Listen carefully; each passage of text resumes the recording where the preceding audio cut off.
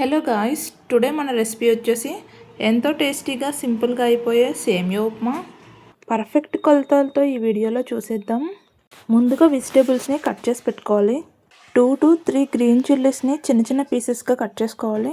ఒకటి పెద్ద సైజ్ టమాటాని చిన్న పీసెస్గా కట్ చేసుకుని పెట్టుకోవాలి. 2 మీడియం సైజ్ ఆనియన్స్ని కట్ చేసి పెట్టుకోవాలి. ఒక గుప్పెడు కరివేపాకు, గుప్పెడు కొత్తిమీరని సన్నగా కట్ చేసుకోవాలి. 1 ఇంచ్ అల్లంని చిన్న పీసెస్గా కట్ చేసుకోవాలి. ముందుగా మనం సేమియాని రోస్ట్ చేసుకుందాము. ముందుగా స్టవ్ ఆన్ చేసి లో ఫ్లేమ్ పెట్టుకుని కడాయిని పెట్టుకుందాము. 1/2 టేబుల్ స్పూన్ గీని వేసుకుని మెల్ట్ అవ్వనివ్వాలి. మనం వేసుకున్న గీ అనేది కొద్దిగా మెల్ట్ అయ్యాక 1 కప్ సేమియాని వేసుకుని స్పూన్తో మిక్స్ చేసుకుంటూ బాగా రోస్ట్ అవ్వనివ్వాలి.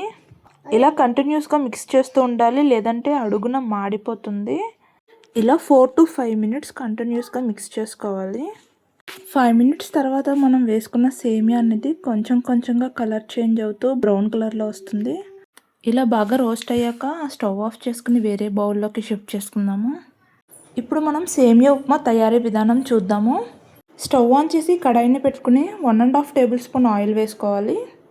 ఆయిల్ కొంచెం హీట్ అయ్యాక 1/2 టేబుల్ స్పూన్ ఆవాలు, 1/2 టేబుల్ స్పూన్ జీలకర్ర, 1/2 టేబుల్ స్పూన్ మినపగుళ్ళు, 1 టేబుల్ స్పూన్ శనగపప్పు వేసుకుని ఒకసారి స్పూన్తో బాగా మిక్స్ చేసుకోవాలి. మనం వేసుకున్న పోపు అనేది బాగా వేయించుకుందాము. పోపు అనేది బాగా ఫ్రై అయ్యాక కట్ చేసి పెట్టుకున్న అల్లం ముక్కలు వేసుకుని బాగా ఫ్రై చేసుకోవాలి. ఇలా ఫ్రై అయ్యాక ఒక రెమ్మ కరివేపాకుని వేసుకుని బాగా ఫ్రై చేసుకుందాం. కరివేపాకు అనేది కొద్దిగా వేగిన తర్వాత సన్నగా కట్ చేసుకున్న పచ్చిమిరపకాయ ముక్కలను వేసుకుని ఫ్రై చేసుకుందాము. ఇప్పుడు మనం ఆనియన్స్ని యాడ్ చేసుకుందాము. ఆనియన్స్ అనేది కొద్దిగా కలర్ చేంజ్ అయ్యి స్మూత్గా అయ్యే వరకు ఫ్రై చేసుకోవాలి. బాగా ఫ్రై చేసుకున్న ఉప్మా అనేది అంత టేస్టీగా ఉండదు. ఇలా 5 మినిట్స్ ఫ్రై చేసుకున్నాక ఇప్పుడు సన్నగా కట్ చేసిన టొమాటోని యాడ్ చేసుకుందాము.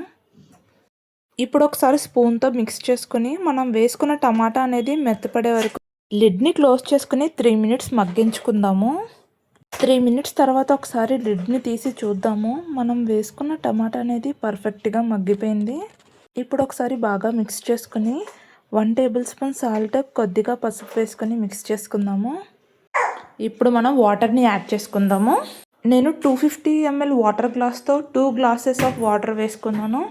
2 గ్లాసెస్కి 1/2 ఇంచ్ తక్కువ వేసుకోవాలి వాటర్ అనేది. అప్పుడే ఉప్మా అనేది పర్ఫెక్ట్గా పొడి పొడిలాడుతూ వస్తుంది. 1 గ్లాస్ సేమియాకి 2 గ్లాసెస్ ఆఫ్ వాటర్ వేసుకోవాలి. ఇలా వాటర్ వేసుకున్నాక ఒకసారి బాగా మిక్స్ చేసుకొని సాల్ట్ అనేది సరిపోయిందో లేదో చూసుకొని అడ్జస్ట్ చేసుకుని లిడ్ని క్లోజ్ చేసుకుని మంటని హై ఫ్లేమ్లో పెట్టుకొని బాగా వాటర్ బాయిల్ అవ్వనివ్వాలి. ఈ టైంలో మనం కొంచెం కొత్తిమీరని వేసుకొని ఒక 1 మినిట్ బాయిల్ అవ్వనివ్వాలి.